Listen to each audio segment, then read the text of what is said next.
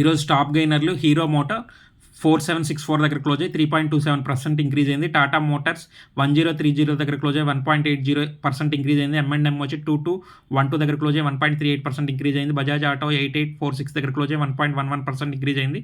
SBI వచ్చి 819 దగ్గర close అయ్యి 1.11% ఇంక్రీజ్ అయింది. టాప్ లూజర్స్ వచ్చి L&T 3275 దగ్గర క్లోజ్ అయ్యి 6.06% ఫాల్ అయింది. ఏషియన్ పెయింట్స్ వచ్చి 2710 దగ్గర క్లోజ్ అయ్యి 4.68% ఫాల్ అయింది. BPCL వచ్చి 592 దగ్గర క్లోజ్ అయ్యి 4.54% ఫాల్ అయింది. కోల్ ఇండియా వచ్చి 443.50 దగ్గర క్లోజ్ అయ్యి 4.51% ఫాల్ అయింది. ONGC 265 దగ్గర క్లోజ్ అయ్యి 4% ఫాల్ అయింది.